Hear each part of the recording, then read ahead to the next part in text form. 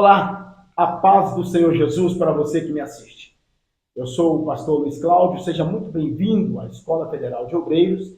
Eu estou aqui na companhia do pastor Silas Eduardo, aqui do estado de Minas Gerais, e também nós estamos aqui na sede da Assembleia de Deus de Itabirinha, que agora também passou a ser um polo educacional da nossa Escola Federal de Obreiros. No tema de hoje nós iremos falar sobre o chamado específico de um obreiro. Você, porventura, já parou para pensar no seu chamado? O porquê que você foi chamado? Ou para que você foi chamado? Pastor Silas, esse tema sobre o chamado, eu acho que a gente pode considerar este assunto como a espinha dorsal do ministério de um homem ou de uma mulher, não é mesmo? Verdade. Permita me apresentar, eu sou dito pelo pastor Luiz, pastor Silas, opero aqui no campo de Itabirinha, da Convenção de Cordeiros. Nós estamos empenhados em trabalhar na luz. E sim, descobrir o chamado, aceitar o chamado e entender o chamado é a parte fundamental na vida de um obreiro, e é para isso que a Escola de Preparatória de Obreiros quer alcançar você, para que você compreenda o seu chamado, a especificidade do seu chamado, para que você tenha uma efetividade naquilo que você foi chamado por Deus para estar efetuando um trabalho sincero, digno e espirituoso da presença do Senhor. Glória a Deus. Amados, pastor Silas, para o aluno que está agora assistindo esta videoaula, obviamente, se ele está aqui neste vídeo, é porque ele busca valorizar o seu chamado por meio da dedicação aos estudos, conforme explícito lá em 2 Pedro, capítulo 3, verso 18. Há uma passagem aqui que eu quero deixar registrada, e nós vamos estar falando sobre ela. Sim. Porque eu acho que essa passagem que está em Atos, capítulo 9, verso 15, ela é o divisor de águas do cristianismo para a expansão, né? Para a expansão do cristianismo, que é através de Paulo, né? Conforme a gente conversando ontem, isso foi uma coisa muito importante. Paulo, ele passa de perseguidor a perseguido. Então, para você ver como que é o processo de Deus, né? E eu não imaginava que eu seria um obreiro da casa do Senhor. Não imaginava, jamais. E confesso que eu tinha uma certa resistência na adolescência sobre essa questão de igreja.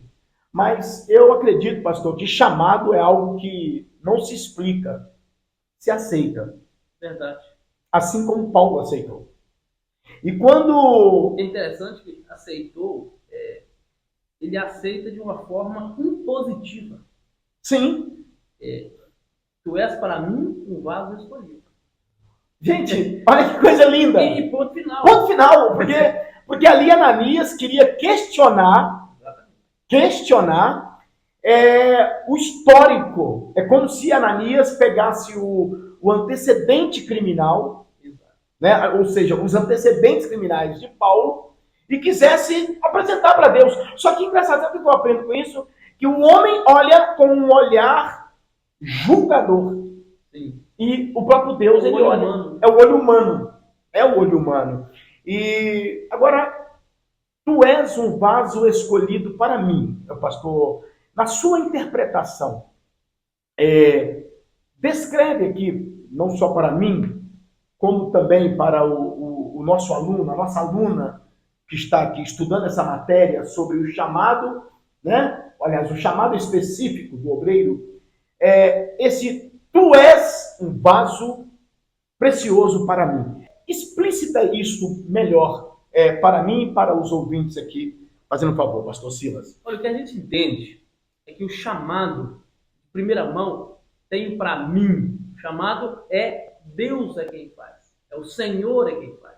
Tem muita gente que quer implantar no filho, implantar no próximo, no amigo, só porque a pessoa tem uma eloquência ou um desempenho agradável naquela função, não significa chamado. Não estou dizendo que quem não é chamado não tem habilidades. Pelo contrário, Deus escolhe pessoas com habilidades distintas para obras também distintas.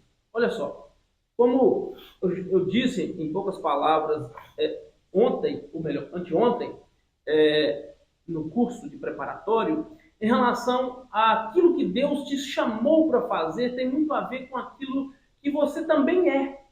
Deus não vai chamar alguém, não estou dizendo que Deus não possa fazer algo diferente na vida das pessoas, completamente diferente, chamar alguém que é lá da zona rural e transformá-lo em um grande mestre, não é isso. Mas eu quero dizer que aquilo que a gente já tem habilidade, Deus quer usar essa habilidade, porque toda habilidade do homem não vem dele mesmo, senão Deus outrora tivesse permitido. Não existe ninguém que tenha sapiência, não existe ninguém que tenha habilidade com as mãos, com os pés. Não existe nada que não seja produzido pelo Senhor. Pode ser que essa pessoa não esteja utilizando essa habilidade no lugar certo, mas Deus o dotou de habilidade para a obra dele. Então, ou seja, se Paulo, como nós estamos utilizando como personagem-chave para a abertura desse chamado, Paulo era um homem completamente capaz dentro da sua religiosidade, dentro da sua visão de crença em Yahvé ou Javé, como queiram. O Paulo era um homem sem dolo, era um homem que era capaz o suficiente para levantar teses, questionamentos, ser respostas de perguntas para os novos seguidores. Ou seja, era um fariseu puro sangue, vamos dizer assim. Mas com a mesma ferocidade, a Bíblia diz que Paulo aspirava contra a igreja. Esse aspirar é o que um animal feroz está atrás da sua presa. Ele, vamos dizer no português mais amineirado, ele bufava ferozmente atrás da presa, ou seja, ele tinha essa energia, essa força, essa garra contra a igreja. Quando Deus o pega, é aquilo que o Senhor diz, ele faz essa transformação, ele transforma essa energia contrária à igreja a favor da igreja. E aí o Paulo, que era o fechador de igreja, perseguidor de irmãos, começa a ser o Paulo perseguido, mas o abridor de igreja. Tudo isso por quê? Porque Deus um dia chamou. Então, o primeiro passo, Deus é quem chama. Não é o pastor quem chama. Não é a igreja apenas quem chama. Não é o amigo quem chama. Quem chama é o Senhor. E se o Senhor chamou, Ele também estará dando oportunidades para que você se capacite ainda mais em suas habilidades. Deus não é irresponsável como muitos outros. Não. Deus chama, dá possibilidade de capacitação e capacita pelo Espírito Santo. A habilidade humana, o desempenho, o estudo, o esforço, o esmero é meu. A capacidade do Espírito Santo é de Deus. E Ele irá cumprir, desde que eu me coloque diante da sua vontade. E eu quero aqui, pastor Silas, para fechar esse bloco aqui, da especificidade do chamado, né, de um homem ou de uma mulher de Deus, o interessante é que Paulo, ele era da tribo de Benjamim. Sim. Ele não vinha de uma linhagem sacerdotal. Mas é engraçado, é um chamado de Deus, né? E Deus ali também na sua sapiência, né? Infinita sapiência, Ele escolhe aquele que era improvável, né? De perseguidor passa a ser um abridor de igreja. É praticamente assim, aquele homem devasso, aquele homem que se envolvia com tráfico, com crime organizado, se envolvia com várias mulheres, né, no passado, ele se torna um novo homem. Por isso que, na verdade, o obreiro, ele de uma certa forma, é um porta-voz de Cristo. Eu costumo dizer que ele é o representante de Cristo. Porque dentro do obreiro, você que... Eu não sei se você é diácono, é cooperador, ou talvez é membro, né? Nós temos muitos membros, o pastor Silas, que são alunos nossos, porque hoje a Escola Federal de Obreiros, ela possui alunos nos 4 cantos do país, do território, né, nacional. Nós temos hoje alunos assembleianos, batistas, alunos da Maranata, alunos presbiterianos, E assim, e muitas vezes, e muitos desses alunos são membros de igreja, mas são membros que são pessoas que aspiram se desenvolver espiritualmente por meio do estudo, da busca do conhecimento. Então, assim, Deus, quando ele tem um propósito na vida do obreiro, ele faz do obreiro uma fonte de água viva. É como aquela mulher, né, que não era obreira, não era pastora, não tinha o título de missionária, muito pelo contrário, ela era uma pessoa rejeitada pela sociedade. Como se diz? Ela uma improvável, muito bem colocado, pastor. Ou seja, ela ia buscar água, segundo alguns estudiosos, alguns teólogos, por volta do meio-dia, o sol estava muito quente. Por isso que Jesus chega cansado, com sede, e Jesus pede ela para poder, aliás, que sirva o mel. Jesus, ele, na verdade, ele cria uma oportunidade de pregar o evangelho para ele. Sim, ele criou uma oportunidade. Assim como eu e você, né, é nosso dever fazer, criar uma oportunidade. Então, o que eu quero dizer com isso? Nós, obreiros, você está aí do outro lado, né? Eu e você somos uma fonte de água viva. Porque é o que Jesus falou, né? Se você soubesse quem lhe pede água, você é quem lhe pediria. Você é quem lhe pediria.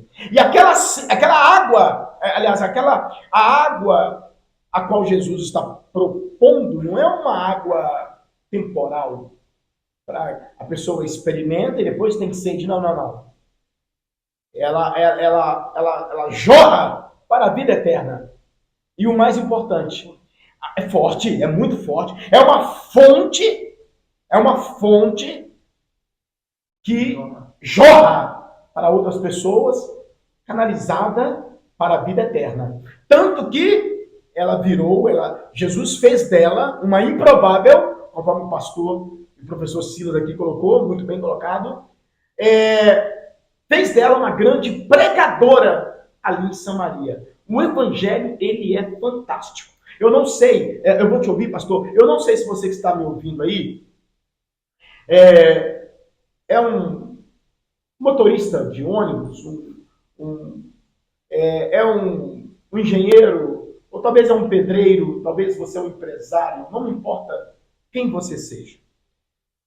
Deus quer fazer, através de você, através da sua vida, o desejo do Senhor é que através da sua vida, outras vidas sejam alcançadas, devido ao propósito de Deus, que é maior do que o ministério do homem e o próprio chamado do homem. Eu aprendi isso com o nosso querido pastor Edmilson, do nosso ministério. O propósito é maior. E é por isso que lá, em Jó 42, verso 2, ele vai dizer que os propósitos de Deus, os pensamentos de Deus, para a minha vida, para a vida do pastor Silas e para a sua vida, não pode ser frustrado. Quero deixar uma palavra para você, aluno, ou para você, um curioso que está passando pela Escola Bíblica de Obreiros e porventura irá ver esse vídeo. Eu quero deixar uma palavra para você. Nosso Deus é um Deus improvável. Não pensa que onde você está hoje, parece que eu tinha um chamado, mas eu não tenho ascensão. Hoje em dia a gente está vendo muitos ministérios com ascensão ministerial. Pai, filho, neto, avô, e aí, enfim, nada contra, mas Deus é um Deus improvável. Deus deu um filho e filhos para mulheres estéreis. Deus deu profetas para nações completamente dilaceradas. Deus dá ministérios para homens em quaisquer que sejam as suas colocações. Como o pastor bem disse, pedreiro, eletricista, motorista, médico, juiz, não interessa, não importa qual a sua função. Deus tem obra para fazer nas suas mãos. Basta você estar diante da palavra dele e seguir os seus conselhos. E a Escola Bíblica de Obreiros está aqui para ajudar você naquilo que você precisar, com todo o respaldo, com toda a orientação. A gente não forma, eu gosto de dizer que o estudo, a aplicação no aprendizado, ela informa, sim, e a pessoa, com o passar do tempo, vai ganhando pelo espírito e pela experiência de vivência, ele vai ganhando estrutura e musculatura no ministério que vai caminhar. Perfeitamente, muito bem colocado, né? O que o pastor Silas colocou aqui.